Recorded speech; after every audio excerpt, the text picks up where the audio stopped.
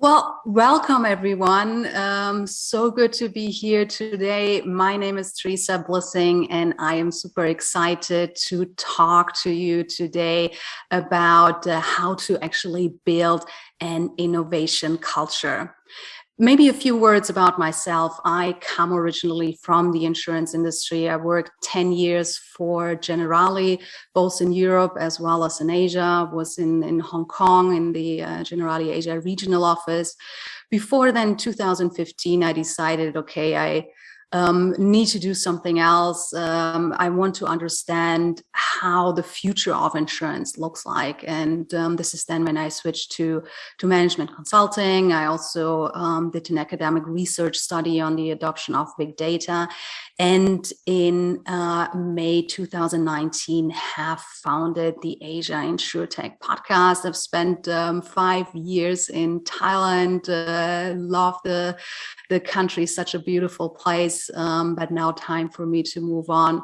So in the process of relocating to Australia, but still have very, very strong ties to Thailand. And so I'm super excited to be here with you today. So yeah, let's jump right in. How to build a culture that embraces innovation. I think first we have to talk about, why is innovation even important? We are at the end working in the insurance industry and are not trying to send people to the moon or, build some kind of rocket science. Still, even in this industry, it is absolutely crucial to be innovative. So why is it important? First, change has never been this fast. And what is even more important, it will never be this slow again. If we all just look at how the smartphone has changed all our lives and all our behaviors in a very, very short amount of time, this shows you how change is really accelerating. And if then you take into account all the big crises we are facing, at this point in time, the still ongoing pandemic, the climate change and the risks coming from that. So change is inevitable. And I believe we all have our very personal stories from the pandemic and how we were forced to really change and be innovative and reinvent the way we work and we do business. The other thing is customer expectation is not set anymore by the tech giants, by your competitors, but by the tech giants. What I mean by that, customers today, they have, this human-centered design customer experience from Google, from the Apple iPhone, from shopping e-commerce giants like Amazon, Lazada, etc.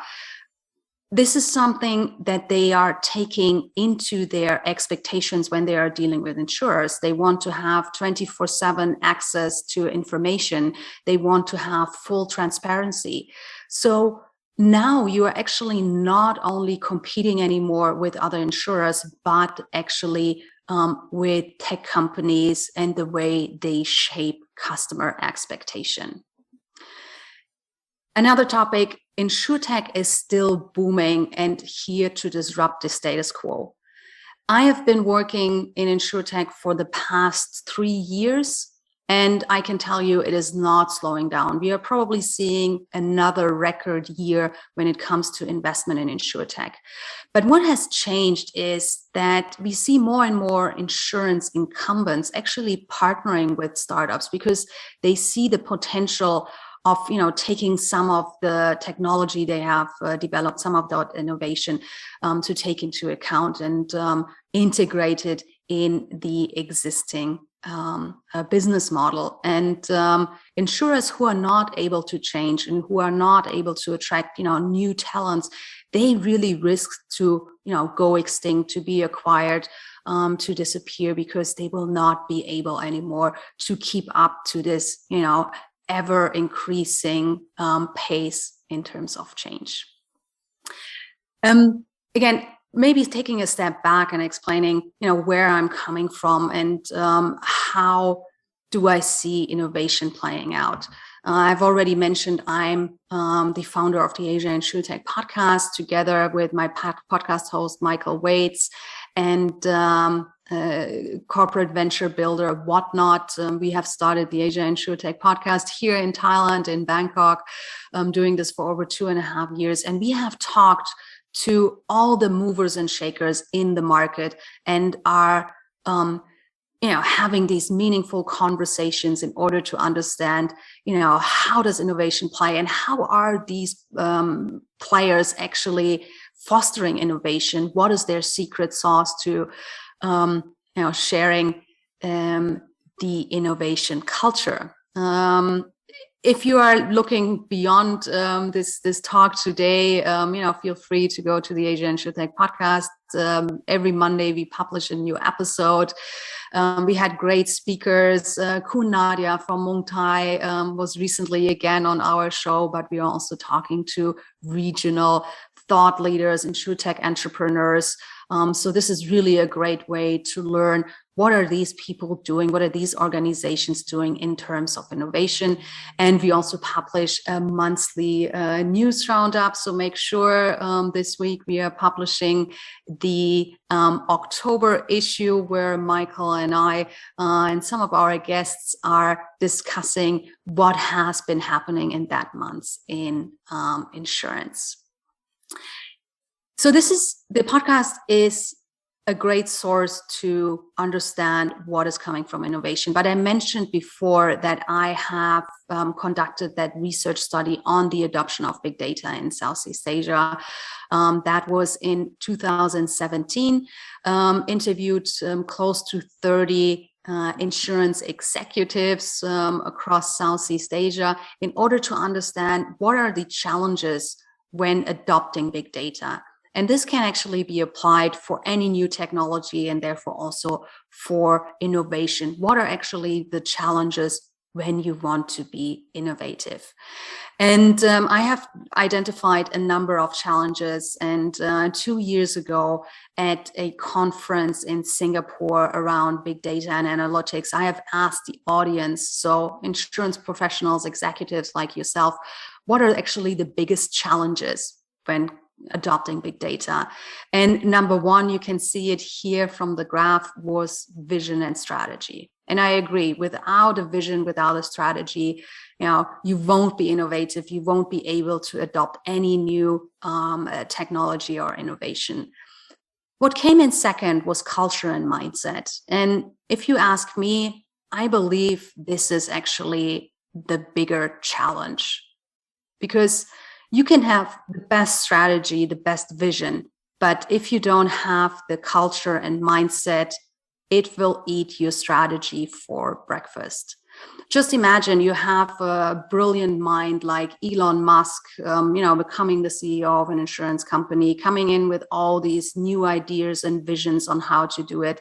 I think we can all agree that he will probably fail because of the culture and the organization and people who are not understanding his vision and are not willing to go with him. So this is a really, really important point. The best strategy, the best vision won't help you much if you don't have a culture that embraces change, that is, open to innovation in order to be successful here. But how to actually transform an organization and change mindset and culture? There are different ways. And one that I would like to mention here is educate yourself and your team. Understanding these new technologies and understanding what they do, how they work, and why it is important to have them takes out a lot of fear. And there is simply a lot of fear associated with innovation and disruptive technologies. This starts with, management who might not be understanding all the latest developments and therefore are afraid for, loss of face, don't want to focus, don't want to engage with these new topics because they are just afraid that this is something they are not familiar with. But there are a lot of great resources to educate yourself. Take an online course. The digital insurer has now rolled out the TDI Academy, like a mini MBA for digital insurance. There are lots of other sources where you can educate yourself and also your staff, right? Because that is the other part. Because especially when we are talking about technologies like artificial intelligence, there's a lot of fear among staff that they will become obsolete. And this again has this reluctance to change because they are afraid they might be losing their job or their edge, right? So this is something that they are really, really conscious about. So by helping them to understand these technologies and understand that artificial intelligence is actually nothing that necessarily steals your job, but helps you to make a better job, to make faster and better decisions. And by helping people to understand that and to understand the mechanism behind it, this is really where you can get your team to embrace innovation, to embrace new technologies, and to be open to it. The next very important part is diversity. Leaders around the world from different industries agree that a diverse workforce is crucial if you want to drive innovation. I brought you here this quote from the chairman of Unilever and former chairman of Ericsson. It said, the more diversity you have at the table, the more likely you are to ask the questions that need to be asked. And especially if you're looking at the insurance industry, where you have a very homogeneous workforce. I once compared management of insurance companies with these like old gentlemen's club where, people are sitting in their leather chairs, sipping their whiskey or, cognac and talking about the good old times. Out of an environment like this, with zero diversity, you will never be able to, spark innovation, to come up with the future of things. Only if you inject people with different mindsets, with different cultures into an environment like that, you will be able to ask the questions that need to be asking, to challenge the status quo, and to really be creative and design the future of insurance. I always like to look at university researchers because they are independent, people spending a lot of time and energy to look into root causes of things. And I found this study here, which is around workforce composition and innovation.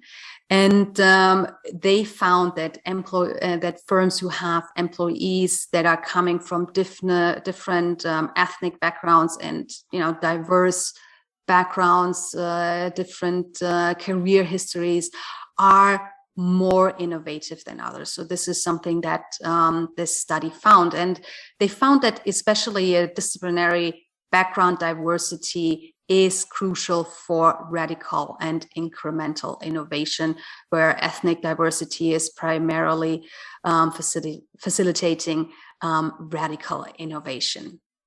So, but what to do now if you have an organization? You cannot, immediately attract, people from different backgrounds. This is also something that needs time, and maybe there are also not the talents available at this point in time. But a way to substitute for the diversity within an organization is the collaboration with external partners. And this is actually something we are seeing happening in the insurance industry. There are a number of companies that have started partnering with telcos, partnering with e-commerce platforms, etc. And this is really a great way to get more diversity, to get more diverse perspective and ideas into the organization.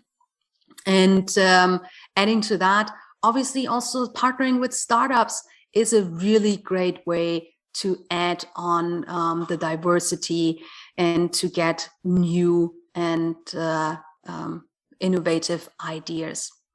So that brings me to my next point. Really engage with startups, but also understand how you can make partnerships work. Because startups and corporates, they are two different, very different animals with like two very different organizations. But don't be fooled. You will never be able to, run a big corporation like, an insurance company to completely operate as a startup. That is not possible. And that is also not feasible. There are, more risks involved if you are running a major corporation, and, some of the practices that startups are applying cannot be utilized by big corporations. But there are still a lot of things that can be learned and that also have to be learned in order to be able to successfully work with startups or also other tech companies. And I believe one of the most famous quotes when we think about startups is the term fail fast, but do fail, make mistakes. And failure is actually the secret sauce to innovation. Because if we think about it, innovation is doing something new, doing something that has never been done before. And with everything that has never been done before, you will make mistakes. You will make mistakes while, figuring it out how this innovation is going to work. You can compare this with the toddler who starts to walk.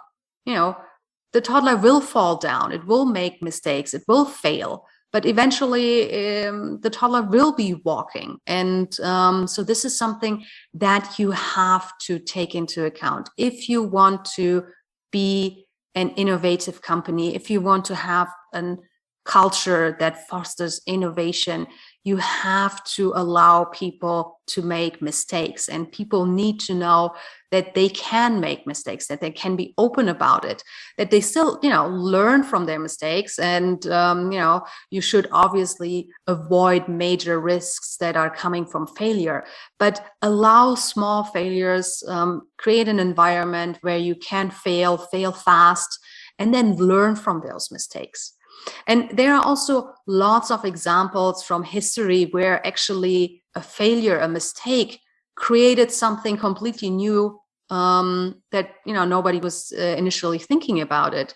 Like the invention of fireworks, for example, was a failure, was something by mistake, but turned out that people saw the potential and have beautiful fireworks today. So what I'm saying here is really create a culture where people know they can make mistakes and they also feel comfortable sharing their mistakes, because that is another important ingredient, to be able to share it and then learn from it. And this is how innovation gets created. What is equally important is to give people time and space to be creative. I'm just finishing up from a major project working with one of the biggest insurance groups in the world. And something that I have observed over and over again is that people are so caught up in their day-to-day work, in their day-to-day tasks, they don't have the time and headspace to actually be creative.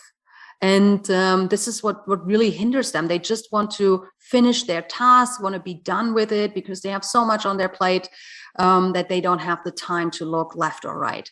You need to give people the time and space to be creative, to be innovative. And I think there's this amazing example from Google, where Google gives their staff 20% of their work time for personal projects. So basically 1 day a week, They are allowed to work on personal projects, ideas they are passionate about, team up with other colleagues.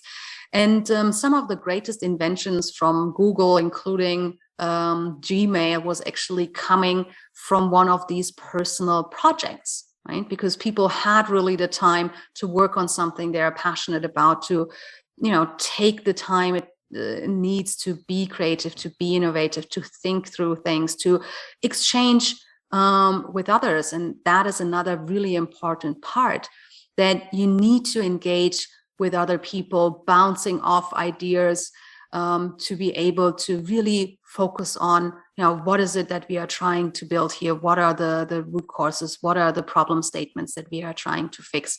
And for that, it is super important to have a community where you can connect. And this also brings me now to my last point for today.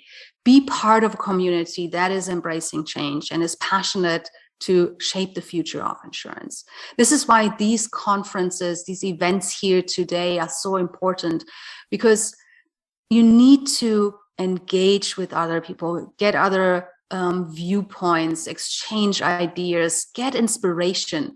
And this is really what needs to trigger creative thinking and innovation. So yeah, really happy you are here today, and I hope you have a ton of great and meaningful conversations, and get some inspiration on how innovation can look like. And I have another really exciting surprise. We are actually launching this week in Thailand the digital insurance community for Thailand. This is a project with the digital insurer who has launched TDI Connect, a global platform to bring people together that are passionate about the future of insurance and are wanting to accelerate the digital transformation. So there is the global platform, free for everyone to join, free for life, and also feel free here to scan the QR code and become part of the Thailand community, where we will discuss, what is the status of digital insurance in Thailand? What are the challenges, what we are seeing, what are the movers and shakers, and really bring the community together, bring people together who are passionate about the future of insurance. I'm super excited to have, lots of great thought leaders coming from the Thailand market on the platform, sharing their insight, sharing their knowledge. And, by working together, we can all make a difference and design the future of insurance. Also feel free, if you are interested to become more involved, if you also have ideas worth sharing, please reach out and get actively involved, but also for others, just as a platform to find like-minded people and connect with the community. Please also feel free to contact me if you have any questions. You can connect with me on LinkedIn. Feel free to send me an email. Would love to hear from you and love to hear your thoughts. As mentioned, innovation is really coming together when you are sharing ideas, when you have a diverse background of people with different views, with different experiences coming together. And if you would just like to learn a bit more on what the movers and shakers in the region are doing, what are the hottest InsurTech startups, and what are some of the thought leaders are working on right now, feel free to have a listen on the Asia InsurTech podcast. Again, also free. You can find it on the website, but also on Spotify, iTunes. And looking forward to hearing your feedback. Thank you very much for listening. and have a great rest of your event. Thank you so much.